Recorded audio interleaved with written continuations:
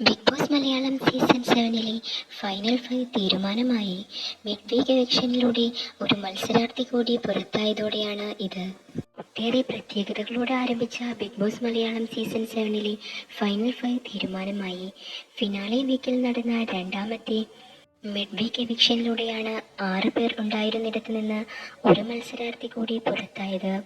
അക്ബർ, അനീഷ്, ഷാനവാസ്, നെവിൻ, അനുമോൾ, നൂറ എന്നിങ്ങനെ 6 മത്സരാർത്ഥികളാണ് ഹൗസിൽ അവശേഷിച്ചിരുന്നത്. ഇവരെ ഗാർഡൻ ഏരിയയിലേക്ക് വിളിപ്പിച്ച് ഒരു ടാസ്കിലൂടെയാണ് ബിഗ് ബോസ് എവിക്ഷൻ പ്രഖ്യാപിച്ചത്. അവിടെ 6 പെഡസ്റ്റലുകളിൽ തങ്ങളുടെ പേര് എഴുതിയതിന് പിന്നിലാണ് അതത് മത്സരാർത്ഥികൾ നിൽക്കേണ്ടിയിരുന്നത്.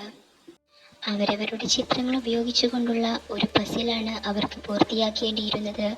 ഏത് മത്സരാർത്ഥിക്കാണോ സ്വന്തം ചിത്രം പൂർത്തിയാക്കാൻ കഴിയാതെ വരുന്നത് ആ മത്സരാർത്ഥി പുറത്താവും എന്നായിരുന്നു ബിഗ് ബോസിന്റെ പ്രഖ്യാപനം. മത്സരാർത്ഥികൾ ചങ്കിടിപ്പോടെ സമീപിച്ച ഈ ടാസ്കിൽ മറ്റെല്ലാവർക്കും തങ്ങളുടെ ചിത്രങ്ങൾ പൂർത്തിയാക്കാൻ സാധിച്ചു.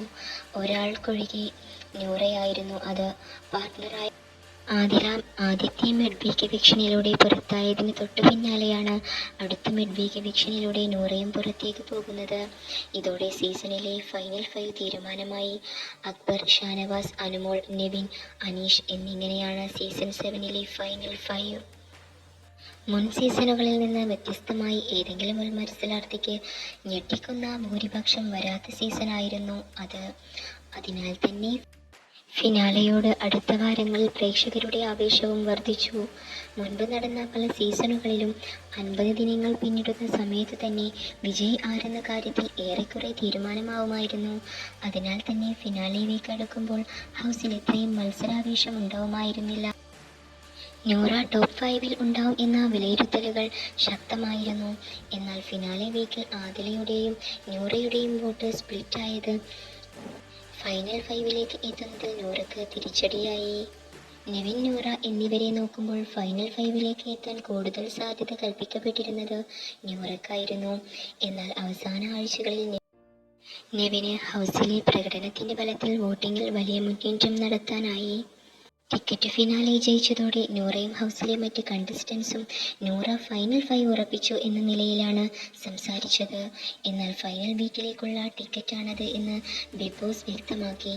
ഇത്രയും കഷ്ടപ്പെട്ട് കളിച്ച് ജയിച്ചത് ഇതിനായിരുന്നു എന്ന് ചോദിച്ച് നൂറ ഹൗസിൽ വെച്ച് തൻ്റെ അതൃപ്തി പ്രകടിപ്പിക്കുകയും ചെയ്തു. മണി വീക്ക് ടാസ്കിൽ ബിഗ് ബോസ് കൊണ്ടുവന്ന ട്വിസ്റ്റാണ് ആദിലയുടെയും നൂറയുടെയും കണക്ക് കൂട്ടൽ തെറ്റിച്ചത്. പണപ്പെട്ടിയെടുത്ത് പോകാനായിരുന്നു പ്ലാൻ എന്ന് ആദില പലപ്പോഴായി പറഞ്ഞിരുന്നു.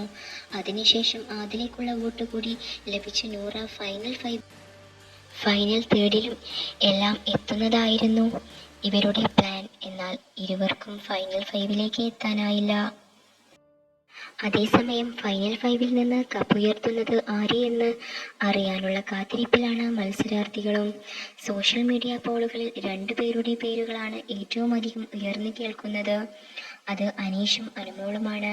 ഫിനാലെ വീക്കിലെ മുൻ മത്സരാർത്ഥികളുടെ റീ എൻട്രി ഫൈനൽ 5-ന്റെ തീരുമാനത്തെ വലിയൊരളവിൽ സ്വാധീനിച്ചുവെന്ന് ഉറപ്പാണ്. കൂടുതൽ ബിഗ് ബോസ് വിശേഷങ്ങൾ അറിയാനായി ഈ ചാനൽ സബ്സ്ക്രൈബ് ചെയ്ത് സപ്പോർട്ട് ചെയ്യുക.